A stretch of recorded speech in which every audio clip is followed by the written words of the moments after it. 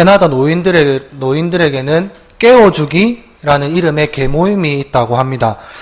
이 계모임이 있는 도시는 정년퇴직이 62세라고 합니다.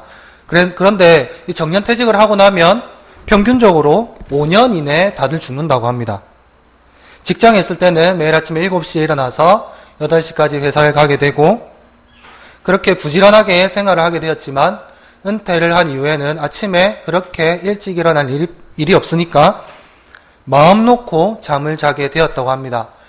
처음에는 매일 회사에 나가는 그 습관 때문에 아침에 7시 또는 8시에 일어나서 매일 활동을 했지만 은퇴 후에 평안히 자다 보니까 그 다음에는 9시, 그 다음 날은 10시, 11시, 12시까지 자게 되었습니다.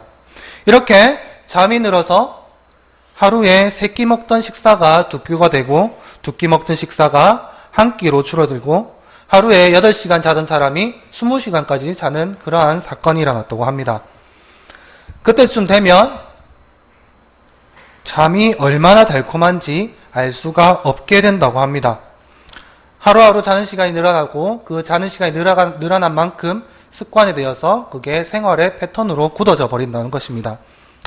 이토록 잠이 좋아서 계속 자다 보니까 침대에서 내려올 일도 작게 되고 그렇게 침대에서 서서히 죽어간다고 합니다. 일반적으로 그런 사람들은 보통 혼자 산다고 합니다. 그래서 신문 배달하는 사람들이나 우유 배달하는 사람들이 전날에 배달을 하게 되는데 배달한 우유 같은 경우는 안에서 사람이 안 가져가니 그대로 있게 되고 그것을 수상하게 여긴 우유 배달부가 경찰에 신고를 한다고 합니다. 그래서 경찰과 동행을 해서 집에 들어가 보면 사람이 죽어 있더라라고 하는 것입니다. 이 캐나다라는 곳은 살기가 좋은 곳이라서 100m만 가면 아름다운 공원이 있다고 합니다. 그럼에도 불구하고 은퇴 이후에 할 것이 없어 잠밖에 자지 않으니 결국 잠만 자다가 5년 이내에 죽고 만다고 합니다. 그래서 이 은퇴한 사람들에게 소일거리를 주게 되면 그토록 고마워한다고 합니다. 그리고 대부분은 은퇴 후에 어떤 일을 할 건지 정해놓고 소일거리를 정해놓고 은퇴하기도 하는데 보통 이렇게 소일거리를 정해놓고 은퇴하는 사람들은 평균적으로 90세 이상까지 장수한다고 합니다. 반면에 일이 없는 사람들은 깊은 잠에서 깨어나지 못해서 죽어가기 때문에 서로 깨워주기라는 계모임을 만들어서 당번이 된 사람들은 전화 걸기라는 이러한 소일거리를 한다고 합니다. 여기서 우리는 캐나다의 깨워주기 계모임을 통해서 깨달아야 할 것이 있습니다. 깨워주기 계모임은 육체적 죽음을 위해서 서로 격려를 하며 서로 응원을 합니다. 마찬가지로 우리는 육적으로 영적으로 깨어있는가라고 한번 되돌아봐야 할 것입니다. 그렇게 되돌아보고 서로 영적으로 깨어있을 수 있도록 격려를 해야 할 것입니다. 그래서 우리가 깨어있는 동안에 활동을 하고 악에 빠지지 않도록 우리에게 소망을 주시는 하나님께 영광을 돌릴 수 있음에 깊은 감사를 드려야 할 것입니다. 어느 날 저는 매일 12시까지 잡니다 라고 늘 자랑스럽게 떠벌리고 다니는 여자가 있었습니다. 해가 돋는 것이 언제인지 기억이 나지 않습니다 라고 이렇게 자랑스럽게 얘기를 했습니다. 하나님께서 마련해 주신 이 아름다운 세상을 놓치고도 행복할 수 있다는 것을 보면 참 불쌍하지 않을 수가 없습니다. 그런데 이 사람처럼 12시간까지 잔다는 사람은 육체적으로만 잠들어 있기 때문에 다행일지도 모릅니다. 그러나 세상을 보게 되면 많은 사람들이 영적으로 깨어있지 못함을 알 수가 있습니다. 마치 그들은 영적으로 깨어있지 못해 잠자는 사람과 똑같은 모습을 보입니다. 영적으로 깨어있지 못한 사람들은 하나님이 만들어주신 세상 속에서 하나님이 주시는 성령의 아름다움을 느낄 수가 없습니다. 잠언 6장 9절에서 11절 말씀을 보면 게으른 자여 내가 어느 때까지 누워있겠느냐 내가 어느 때까지 잠이 깨어 일어나겠느냐 좀 더 자자 좀 더 졸자 손을 모으고 좀 더 누워있자 하면 내 빈궁이 강도같이 오며 내 곰핍이 군사같이 오리라 라고 말씀을 하고 있습니다. 마찬가지로 신약에서도 이러한 말씀이 나타납니다. 신약 마태복음 보면 우리에게 깨어있으라는 예수님의 말씀이 있습니다. 마태복음 25장 1절에서 13절 말씀을 보면 우리가 잘 아는 열처녀 비유가 있습니다. 예수님은 여기서 이렇게 말씀합니다. 천국은 등을 들고 신랑을 맞으러 나간 열처녀와 같다 하시면서 비유로 말씀하셨습니다. 신랑이 더디 오자 열처녀들은 모두 졸며 잠이 들었습니다. 그러다가 밤중에 신랑이 온다는 소식을 들었습니다. 미련한 다섯 처녀는 등에 기름을 준비하지 않아 불을 켤 수 없었고 결국 신랑을 영접하며 그곳으로 들어갈 수가 없었습니다. 반면에 남은 처녀들은, 슬기로운 처녀들은 기름을 준비해서 신랑을 영접하고 혼인잔치에 참여했다고 합니다. 후에는 남은 처녀들이 미련한 처녀들이 와서 문을 열어달라고 하자 예수님께서 이렇게 말씀하셨습니다. 내가 너희를 알지 못한다라고 답을 했습니다. 그러면서 다시 한번 예수님은 이렇게 말씀했습니다.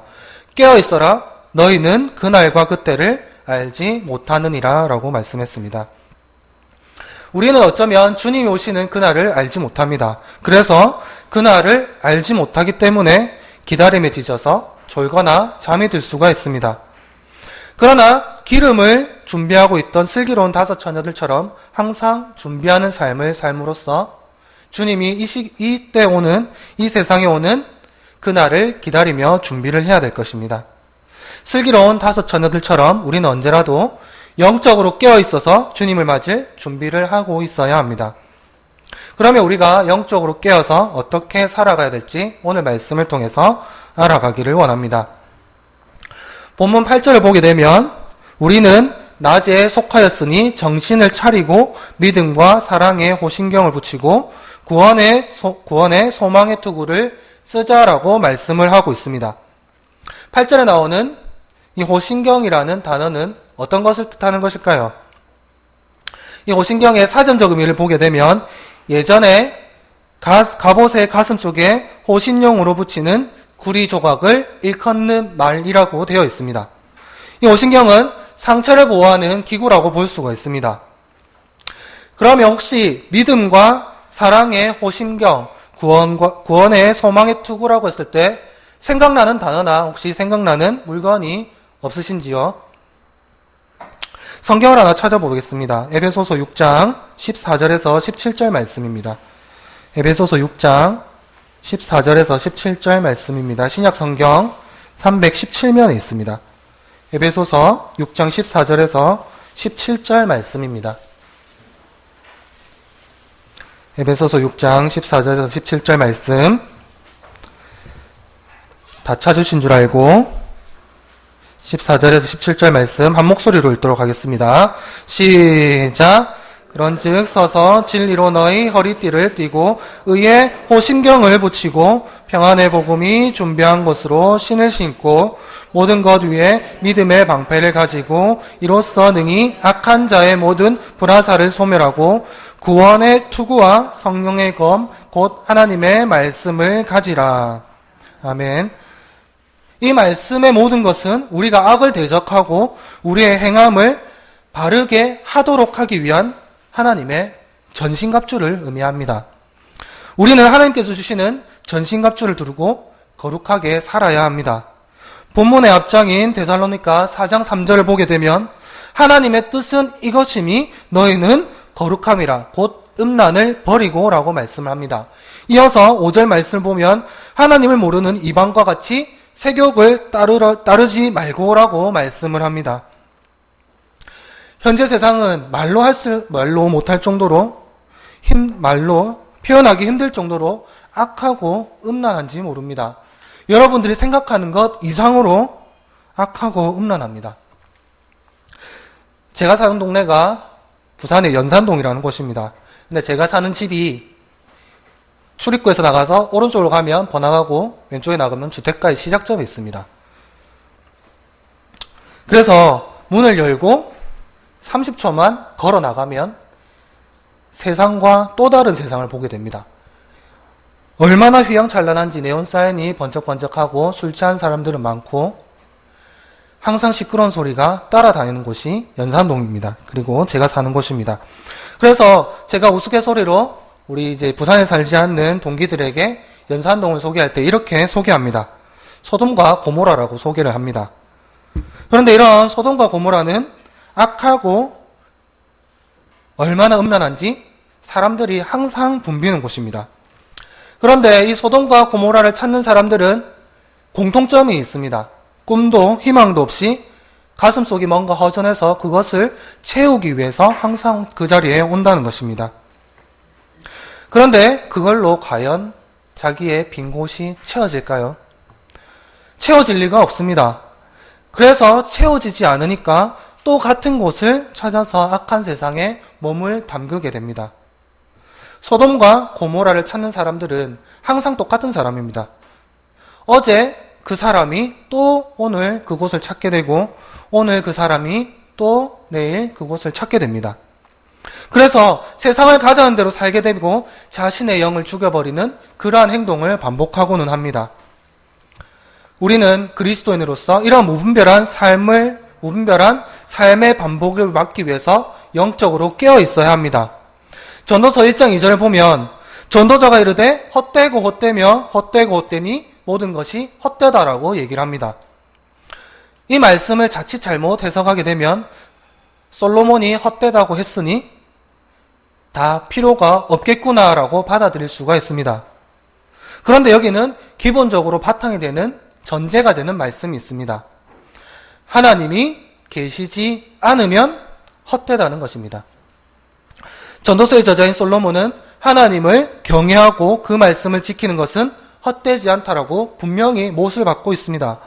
이 세상을 살면서 헛되지 않은 삶을 살려면 하나님과 함께 동행하는 삶을 살아야 합니다.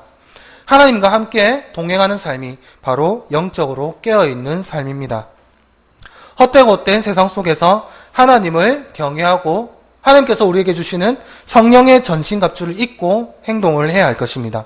그래서 악하고 음란한 세상 속에서 우리를 보호할 수 있어야 할 것입니다. 저는 그 악하고 음란한 세상 속에서 소돔과 고모라와 같은 세상 속에서 꿈도 희망도 없이 살았을 때가 있었습니다.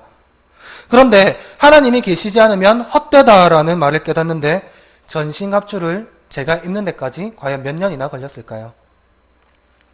무려 30년이 걸렸습니다. 30년 동안 그렇게 건강을 버려가며 내가 가진 것을 잃어가며 헛되고 헛된 것들을 위해서 살아왔었습니다. 그런데 하나님께 주시는 말씀을 깨닫고 전신갑주를 입은 후에는 이러한 헛된 삶이 얼마나 후회스러운 삶이었는지 다시 한번 깨달았습니다. 그리고 이것을 깨달은 후에는 그곳을 통해서 한 발자국도 움직이지 않았습니다. 이건 여담이지만 제가 그쪽에서 발을 뺀 이후로 알코올이 들어간 것을 마시질 못합니다. 그래서 저희가 성찬식을 하죠. 포도주를 마시면 취합니다. 1시간 동안 취해가지고 빙글빙글 돌고 있습니다. 혹시 여러분들도 이 헛된 삶을 위해서 노력한 적이 있습니까? 후회하며 살아가신 적이 있습니까? 그렇다면 여러분들도 변화하며 하나님 말씀에 따라서 전신갑주를 입고 영적으로 깨어서 자신을 보호하는 삶을 사시길 바랍니다.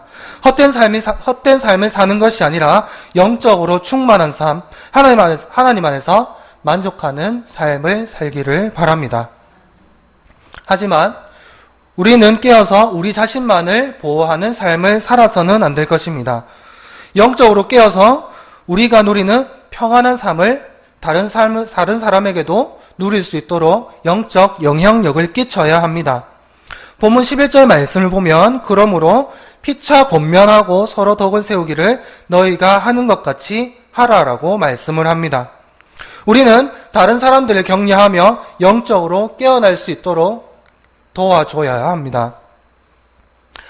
본문에 앞으로 돌아오면 5절 말씀을 보면 너희는 다 빛의 아들이요 낮의 아들이라 우리가 밤이나 어둠에 속하지 아니하나니라고 말씀을 합니다.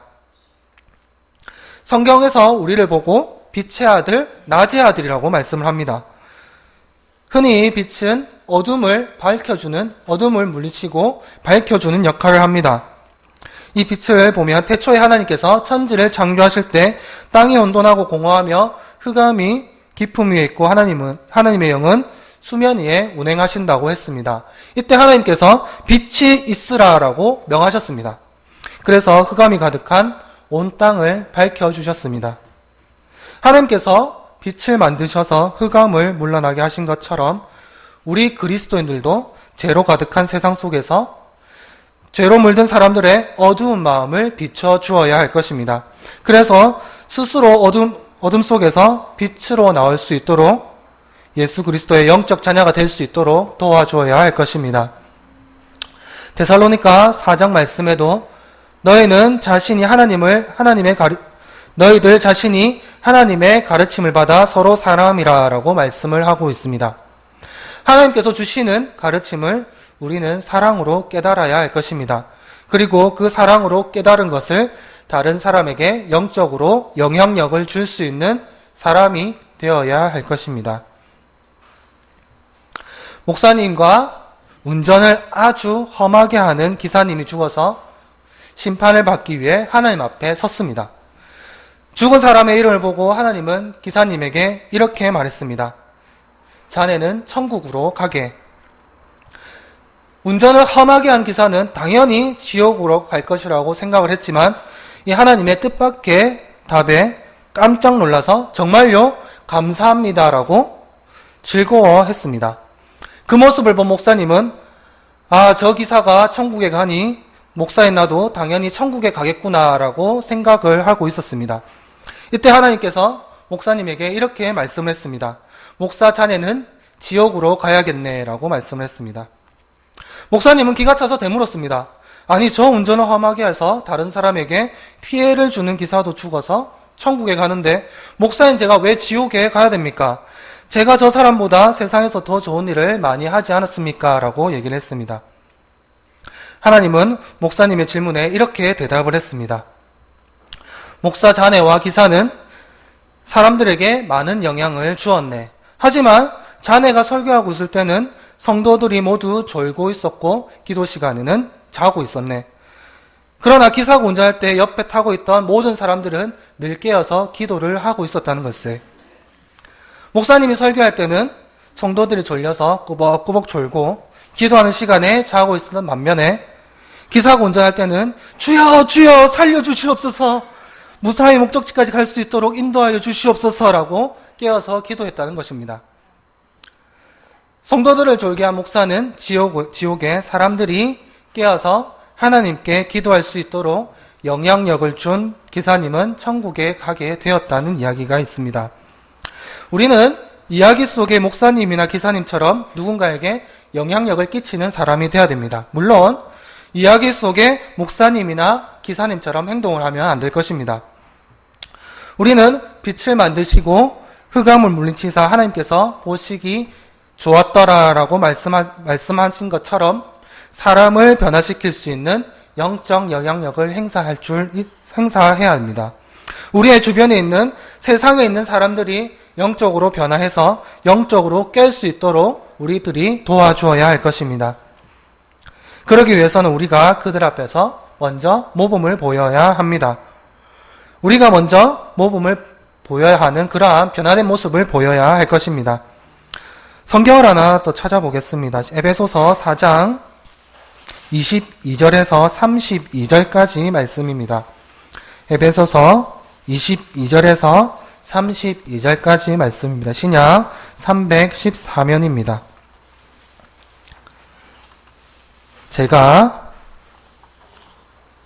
제가 읽어보도록 하겠습니다. 눈으로 한번 따라 읽으시기 바랍니다. 너희는 유혹의 욕심에 따라 썩어져가는 구습에 따르는 옛 사람을 버리고 오직 너희의 심령이 새롭게 되어 하나님을 따라 의와 진리의 거룩함으로 지으심을 받은 새 사람을 입으라. 그런즉 거짓을 버리고 각각 이웃과 더불어 참된 것을 말하라. 이는 우리가 서로 지체가 됨이라. 분을 내어도 죄를 짓지 말고 해가 지도록 분을 품지 말고 마귀에게 틈을 주지 말라. 도둑질하는 자는 다시 도둑질하지 말고 돌이켜 가난한 자에게 구제할 수 있도록 자신의 손에서 수고하여 선한 일을 하라. 무릇 더러운 말은 너희 입 밖에도 내지 말고 오직 덕을 세우며 소용되는 대로 선한 말을 하여 듣는 자들에게 은혜를 끼치게 하라. 하나님의 성령을 근심하게 하지 말라. 그 안에서 너희가 구원의 날까지 인치심을 받았느니라. 너희는 모든 악독과 노함과 분냄과 떠드는 것과 비방하는 것을 모든 악의와 함께 버리고 서로 친절하게 하며 불쌍히 여기며 서로 용서하기를 하나님이 그리스도 안에서 너희를 용서하심과 같이 하라. 아멘. 자, 이렇게 에베소서 4장 22절에서 32절까지를 요약하면 이렇습니다. 참된 것을 말하며 해가 지도록 분을 품지 말고 도둑질하지 말고 가난한 자를 구제하고 선한 말을 하고 악의를 버리고 용서하라. 이렇게 7가지가 있습니다. 다시 요약하면 참된 것을 말하며 해가 지도록 분을 품지 말고 도둑질하지 말고 가난한 자를 구제하고 선한 말을 하고 악의를 버리고 용서하라라고 할 수 있습니다. 이것이 바로 그리스도인으로서 지켜야 하는 모범입니다. 그런데 우리가 영적으로 깨어서 악하고 음란한 세상 속에서 자신을 보호하고 다른 사람들에게 영적 영향력을 행사하는 참된 목적은 무엇일까요? 우리가 깨어서 자신을 보호하고 다른 사람들과 함께 평안한 삶을 누리는 이유는 바로 구원을 받기 위해서입니다. 히브리서 9장 27절 말씀을 보면 한 번 죽은 것은 사람들에게 정해진 것이요 그 후에는 심판이 있으리니 라고 얘기를 합니다. 우리는 당연히 육체적으로 죽을 수밖에 없는 존재입니다. 이것은 어느 누구도 부인할 수 없는 사실입니다.